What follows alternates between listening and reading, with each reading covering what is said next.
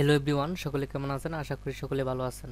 এখন আমি কথা বলবো ষান্মাসিক সামষ্টিক মূল্যায়ন 2024 বিষয় ডিজিটাল প্রযুক্তি, নবম শ্রেণীর। এটা মূলত হচ্ছে চূড়ান্ত সাজেশন। এটা কিন্তু কোনো প্রশ্নপত্র নয়, এটা আমি আবারও বলে নিলাম। এটা হচ্ছে সাজেশন হিসাবে আপনারা যদি ভালো করে ফলো করেন এবং প্রত্যেকটা প্রশ্ন যদি বুঝে বুঝে আপনারা এখান থেকে শিখতে পারেন, তাহলে আমি আশা করতে পারি যে মূল্যায়নপত্রে প্রায় 80% আপ কমন পড়বে। যাই হোক, এখানে আমাদের মূলত সাইবার ঝুঁকি নিয়ে একটা নিবন্ধ বা প্রবন্ধ দেওয়া আছে। আমি জাস্ট এটা স্লোলি স্ক্রল করছি, আপনারা এটা একটু পড়ে নেবেন, কারণ এটা যদি না পড়েন তাহলে আপনারা প্রশ্নগুলোর আনসার দিতে পারবেন না। যাই হোক, এটুকু আমি আর পড়লাম না, এটা জাস্ট আমি স্লোলি স্ক্রল করছি যাতে আপনারা এটা একটু ভালোভাবে পড়ে নিতে পারেন। যদি পড়ে নেন তাহলে আপনাদের জন্য প্রশ্নগুলো আনসার দেওয়া ইজি হয়ে যাবে। যাই হোক, প্রথম যে আমাদের কাজটা আছে সেটা হচ্ছে এরকম যে তোমার এলাকার বন্ধুরা সাইবার ঝুঁকিতে শিকার হলে সাইবার নিরাপত্তার ঝুঁকির নাম এবং কতজন কোন ঝুঁকিতে শিকার হয়েছে তার তালিকা।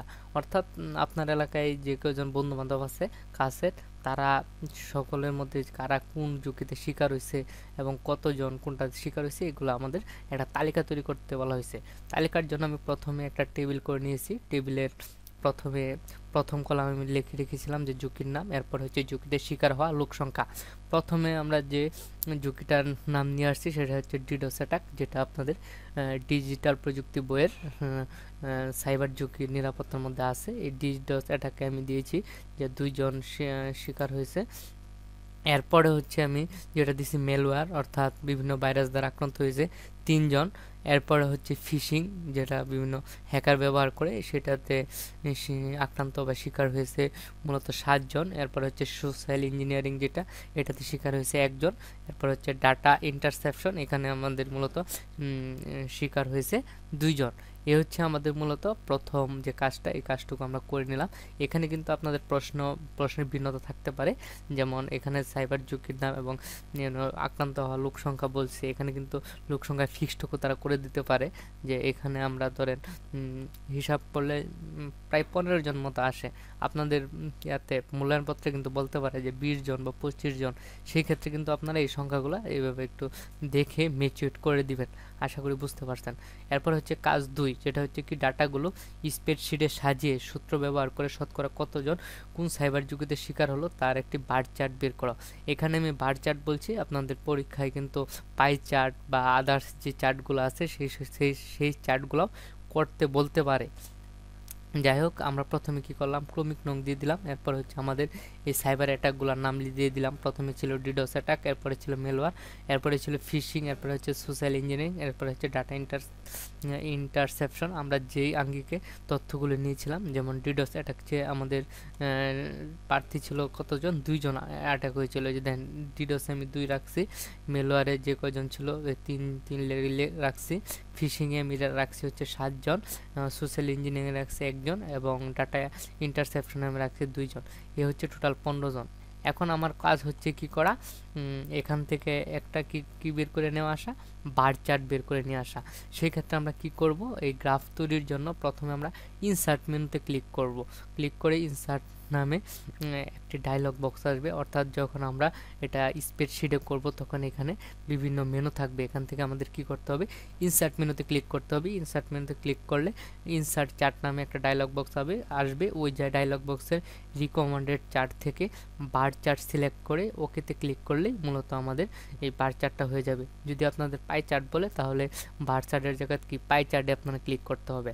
আচ্ছা, এখানে কিন্তু আরও বেশ কিছু কথা আছে, যদি এটা আমাকে প্র্যাকটিক্যালি করতে হয় সেক্ষেত্রে আমি কি করব, এখানে কিন্তু আমাদের এই যে কাউন্ট ইফস পরে যে আমাদের এখানে যে রেঞ্জগুলো দিছি আমি, সেল নেম, এগুলো আশা করি সকলে জানেন। এরপরে যারা না জানেন এদের জন্য বলে দিচ্ছি, স্প্রেডশিটে এটা হচ্ছে এ নং কলাম, এটা হচ্ছে বি, এটা সি, এটা ডি, এটা ই, এটা এফ।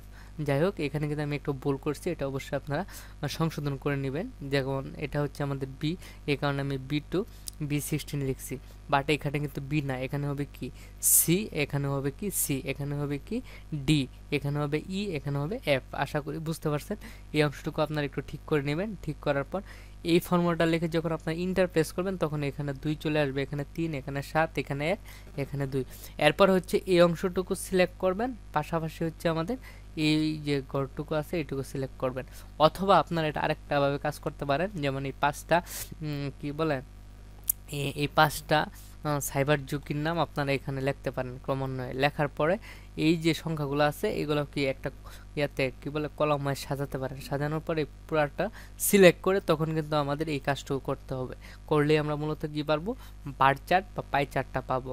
আশা করি যদি আমি সময় পাই রাত্রে আপনাদেরকে এই কাজটুকু প্র্যাকটিক্যালি কম্পিউটারে কীভাবে করতে হয় এটুকু করে আমি আপনাদেরকে আরও একটা ভিডিও আপলোড করার চেষ্টা করব। এরপরে হচ্ছে কাজ 3-এ যেই কাজটা থাকতে পারে যে কোনো সাইবার নিরাপত্তার ঝুঁকির জন্য সচেতন হতে হবে। এখানে মূলত বলা হয়েছে যে সাইবার নিরাপত্তার ঝুঁকি বিষয়ে সচেতন থাকা খুবই গুরুত্বপূর্ণ। এখানে কিছু সাইবার নিরাপত্তার ঝুঁকির তালিকা দেওয়া হলো। এটা কিন্তু সম্পূর্ণ আমার নমুনা উত্তর, আপনারা আপনাদের মতো করে উত্তরটা দিতে পারেন। এখানে আমরা প্রথমে বলছিলাম ফিশিং আক্রমণ। এই ধরনের আক্রমণ প্রতারকরা বিশ্বাসযোগ্য সূত্র থেকে আসা মেসেজ বা ইমেল ব্যবহার করে ব্যবহারকারীর তথ্য চুরি করার চেষ্টা করে। যেমন আমরা এটা নিয়ে ফেসবুক নিয়ে কথা বলেছিলাম যে ফেসবুকের জায়গাত .facebook আসতে পারে, অথবা ফেসবুকের বুকের 2টা ওর জায়গা 3টাও দিয়ে আপনাদেরকে এখানে কি করতে পারে, তারা বিভিন্ন লিঙ্ক শেয়ার করতে পারে, সেগুলো থেকে আমাদেরকে বিরত থাকতে হবে। এরপর হচ্ছে মেলওয়্যার। মেলওয়্যার হচ্ছে এমন এক ধরনের সফটওয়্যার যা কম্পিউটার সিস্টেম প্রবেশ করে এবং ক্ষতি করে। এটি virus, worm, Trojan horse, spyware ইত্যাদি আকারে আসতে পারে। এটা নিয়ে আমরা পূর্বে আরও বিশাল আলোচনা করেছিলাম। আরটা হচ্ছে ট্রোজান ওয়ার্মস। ট্রোজান ওয়ার্মস হচ্ছে এক বিশেষ ধরনের মেলওয়্যার যা কম্পিউটার ডাটা এনক্রিপ্ট করে, অর্থাৎ ডিক্রিপশন কি দেওয়ার জন্য মুক্তিপণ দাবি করে। অর্থাৎ আমাদের কম্পিউটারের গুরুত্বপূর্ণ বা পার্সোনালি ডাটাগুলো তারা চুরি করে এনক্রিপ্ট করে ফেলে এবং এগুলো আপনার ব্যবহারের উপযোগী করার জন্য তারা মুক্তিপণ দাবি করে। এরপর হচ্ছে ডিডোস অ্যাটাক, যেটা হচ্ছে খুবই গুরুত্বপূর্ণ।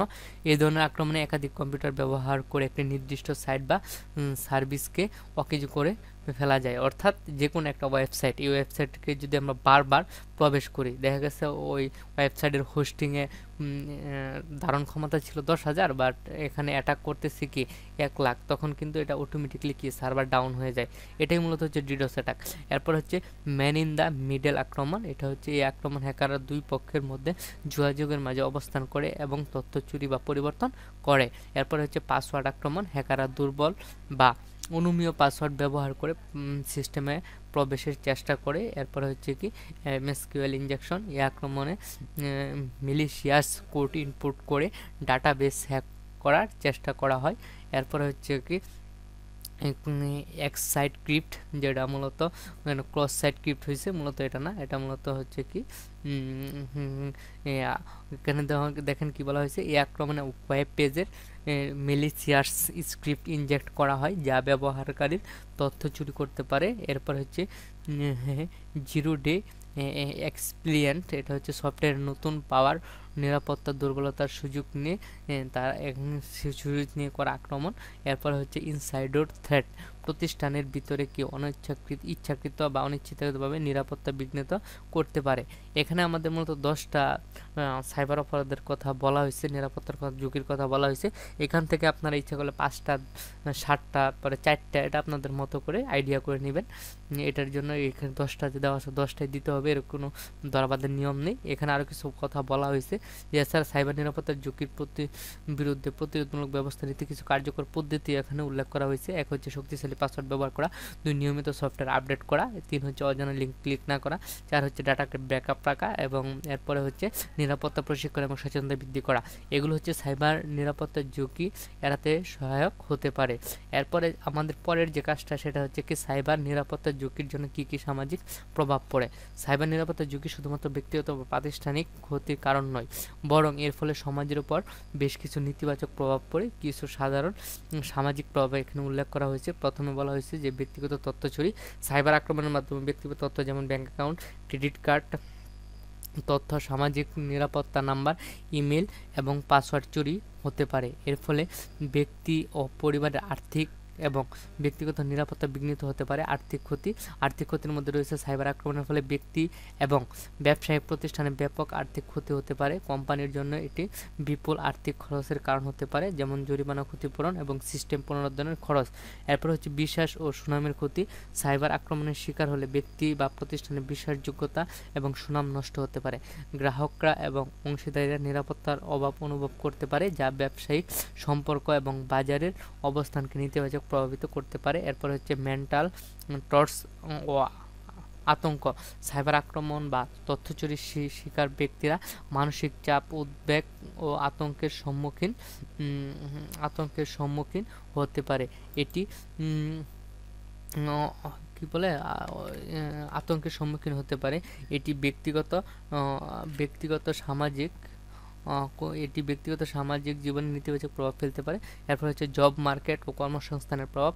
সাইবার আক্রমণের কারণে অনেক প্রতিষ্ঠান কর্মী ছাঁটাই করতে পারে বা নতুন নিয়োগ কমিয়ে দিতে পারে। এটি কর্মসংস্থানের বাজারে নেতিবাচক প্রভাব ফেলে। এরপর হচ্ছে নিরাপত্তা ঝুঁকি। সাইবার আক্রমণ জাতীয় নিরাপত্তার জন্য হুমকি হতে পারে। গুরুত্বপূর্ণ অবকাঠামো যেমন বিদ্যুৎ গ্রিড, পরিবহন এবং স্বাস্থ্যসেবা সিস্টেমে আক্রমণের শিকার হলে দেশের নিরাপত্তা বিঘ্নিত হতে পারে। এরপর হচ্ছে সামাজিক অস্থিরতা। সাইবার আক্রমণের মাধ্যমে ভুল তথ্য ছড়িয়ে সামাজিক অস্থিরতা সৃষ্টি করা যেতে পারে। বিশেষ করে রাজনৈতিক পরিস্থিতি বা সামাজিক আন্দোলনের সময় এই ধরনের আক্রমণ বিশৃঙ্খলা সৃষ্টি করতে পারে। এরপর হচ্ছে নতুন আইন ও নিয়ম নীতি। সাইবার আক্রমণের কারণে সরকার এবং নিয়ন্ত্রক সংস্থাগুলো নতুন আইন এবং নিয়ম নীতি তৈরি করতে বাধ্য হয়, যা সমাজের উপর বিভিন্ন প্রভাব ফেলতে পারে। সুতরাং সাইবার নিরাপত্তার ঝুঁকি একটি জটিল ও বহুমাত্রিক সমস্যা, যা ব্যক্তিগত তথ্য, সামাজিক বিপর্যয়ে বিভিন্ন প্রভাব ফেলে। এটাই হচ্ছে মূলত আমাদের কি সাইবার নিরাপত্তার ঝুঁকির জন্য কী কী সামাজিক প্রভাব পড়ে। এরপরে আমাদের যে কাজটা থাকতে পারে সেটা হচ্ছে এরকম, যে সাইবার নিরাপত্তার ঝুঁকি থেকে নিরাপদে থাকার কৌশল। এখানে আমি বেশ কিছু কৌশল কথা বলেছি, আপনারা আপনাদের মতো লিখতে পারেন। সাইবার নিরাপত্তার ঝুঁকি থেকে নিরাপদে থাকার বিভিন্ন কৌশল অবলম্বন করা যেতে পারে। কিছু গুরুত্বপূর্ণ কৌশল নিচে উল্লেখ করা হলো। এক হচ্ছে শক্তিশালী পাসওয়ার্ড ব্যবহার করা। এরপরে 2 নম্বরে যেটা নিয়ে বলা হয়েছে সেটা হচ্ছে দুস্তরীয় প্রমাণীকরণ, যেটাকে আমরা 2 স্টেপ ভেরিফিকেশন বলি বা অথেন্টিকেশন বলি। নিয়মিত সফটওয়্যার আপডেট করতে হবে। নিরাপত্তা সফটওয়্যার ব্যবহার করতে হবে। ব্যাকআপ রাখা গুরুত্বপূর্ণ ডাটা নিয়মিত ব্যাকআপ রাখা উচিত। এরপর হচ্ছে নিরাপদ নেটওয়ার্ক ব্যবহার করা। এরপর হচ্ছে ফিশিং আক্রমণ থেকে সচেতনতা। পরে হচ্ছে শিক্ষা ও প্রশিক্ষণ। এরপরে হচ্ছে নেটওয়ার্ক মনিটরিং, ডাটা এনক্রিপশন। এরপরে সোশ্যাল ইঞ্জিনিয়ারিং আক্রমণ থেকে সচেতনতা, পরে নিয়মিত নিরাপত্তা পরীক্ষা। এগুলো হচ্ছে আমাদের মূলত কি সাইবার নিরাপত্তা ঝুঁকি থেকে নিরাপদ রাখার বেশ কিছুটা কৌশল। এরপরে হচ্ছে আমাদের যে কাজটা সেটা হচ্ছে প্রতিটি ঝুঁকির জন্য একটি করে পোস্টার তৈরি করতে হবে। অর্থাৎ এখানে আমাদের মূলত 5টা ঝুঁকির কথা বলা হয়েছিল। 5টার জন্য প্রত্যেকটির জন্য আলাদা আলাদা করে আমরা পোস্টার তৈরির প্রভাব এবং এই অ্যাটাকের প্রভাব এবং এর নিরাপত্তা নিয়ে কথা বলেছিলাম। প্রথমে হচ্ছে ডিডোস আক্রমণের প্রভাব। এখানে আমাদের বেশ কিছু আক্রমণের প্রভাব এখানে উল্লেখ করছি। এখান থেকে আপনারা আপনাদের মতো 2-3টা মোটামুটি আইডিয়া করে রাখলেই হবে। এটা হচ্ছে আমাদের প্রভাব। আর নিরাপদে থাকার উপায় হচ্ছে আমার এই যে একটু দেখেন, স্ক্রিনশট নিয়ে নেন যাতে আপনাদের জন্য সুবিধা হয়।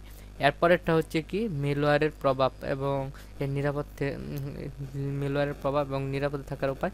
এটা হচ্ছে তার প্রভাবটা একটি স্ক্রিনশট দিয়ে নেন। আর এটা হচ্ছে কি নিরাপদে থাকার উপায়, এটা একটি স্ক্রিনশট দিয়ে নেন।